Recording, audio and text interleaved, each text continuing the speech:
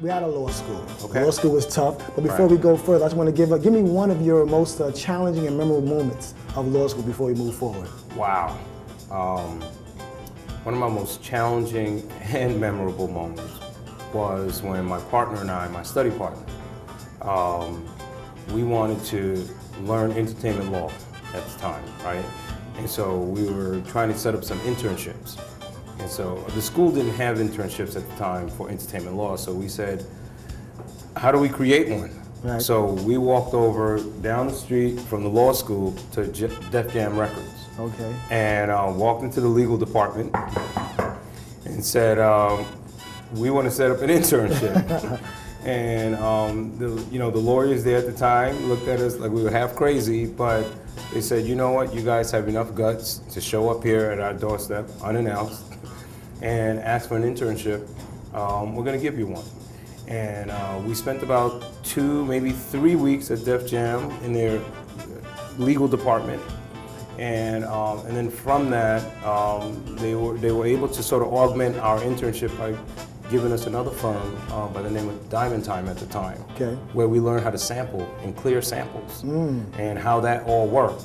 So we spent a few weeks at Def Jam and then spent the balance of our internship at Diamond Time. Okay. And from there, I was able to, sort of learn how to clear samples and how that worked within the industry. And my buddy at the time was Ira Springer, and we were able to lock that down and got some credit for him. So it's really exciting. Right now, I'm sure there's a promising, aspiring corporate law, like, oh, that's what I want to do. Yeah. I feel that. Lino Solis, I wish I could meet Mr. Solis. I wish I could pick his brain. I would love to be his intern. Someone comes to meet Mr. Lino Solis. What would you be looking for in an intern? That's a very good point, because I started an internship program while I was at Thor Equities for lawyers, and we hired directly from law school, which is a rarity, right? Hiring in the law practice, a corporation directly from law school, that's rare.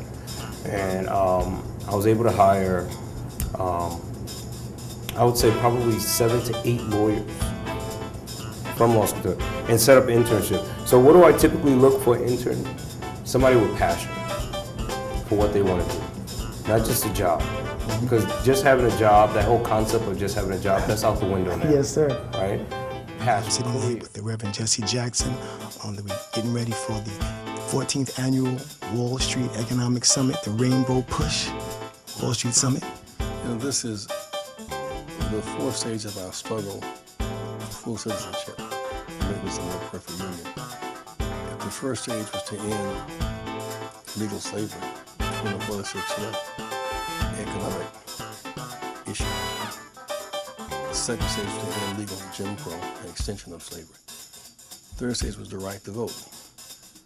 But then the fourth stage is access to capital, industry, technology, deal flow. And this is a very different phase of our struggle. And the good news is that what is the ghetto or the barrier to accept underserved market, underutilized talent, and underdevelopment? What is the ghetto except, when you think about it, market, money, talent, and growth? So we must pull down the walls of Wall Street and make capital really have a free market. Capital have an unfree market. So here we have the Determined Educator Awards with the amazing Susan Taylor. Susan, how are you this evening? I'm so excited and so motivated, just to see talented young children stand before an audience of adults and command the stage. Excited about what Cindy is doing, Cindy Barr, to just really make sure that everyone has access to education. It's been an incredible night. Now, so many people know you from your legacy that you created and left at Essence Magazine, but it's so beautiful to see after you've done your thing to when we give back and recognize, the importance of education and come back and tell young people and other people how important it is, and even though you accomplish your dreams, to give back to that next generation so they can accomplish theirs. Well, I just think that what Cindy is doing is the most important thing in the world. We're saying that, education is the liberation. It's the way out, of all the quagmires that are constraining people. And we're in a race. It's a war. It's a war between education and catastrophe, and we have to win. I think we win by community engagement getting people involved in fixing schools, teaching literacy. You know, if 80% of black fourth graders are reading below grade level and 56% are functionally illiterate, we have a serious problem. Those youngsters are going to be filling our prisons. Can't happen. Business writer or marketing writer or investment writer for Business Week. I have to meet with John Byrne. I wonder what he looks for. What is it that executive editor John Byrne looks for in young writers aspiring to work and write for Business Week? You know, I look for intellectual curiosity.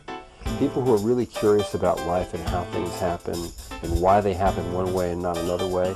And they're curious about people, what makes people tick and what motivates them, what drives them. I'm interested in people who are naturally like that. Right. I'm interested in people who are smart and thoughtful.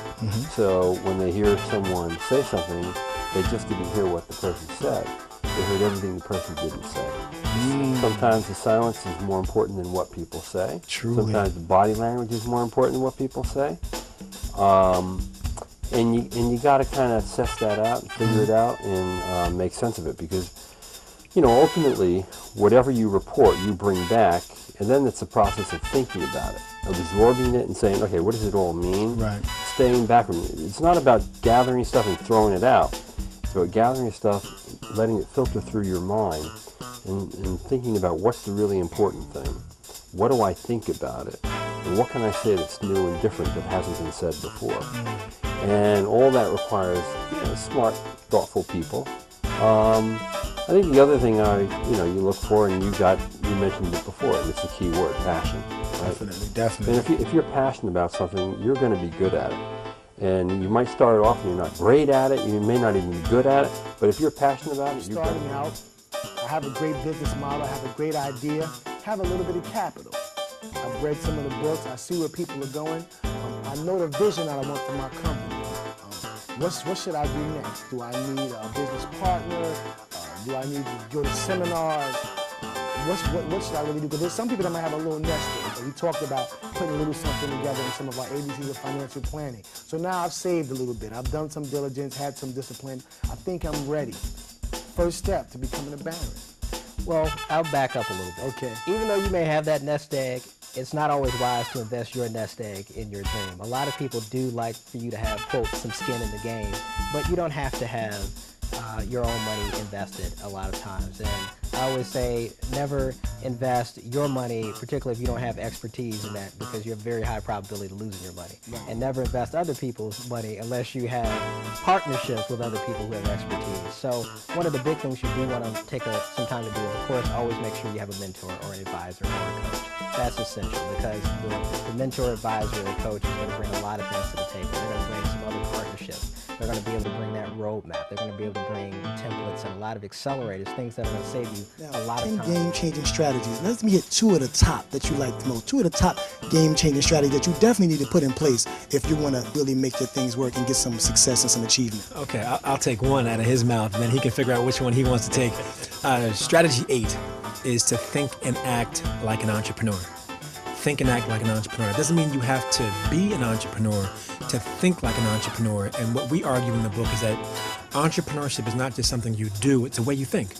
That's a way of thinking about creativity, about passion, about resilience, about courage, about perseverance, about having a vision for what you want to accomplish.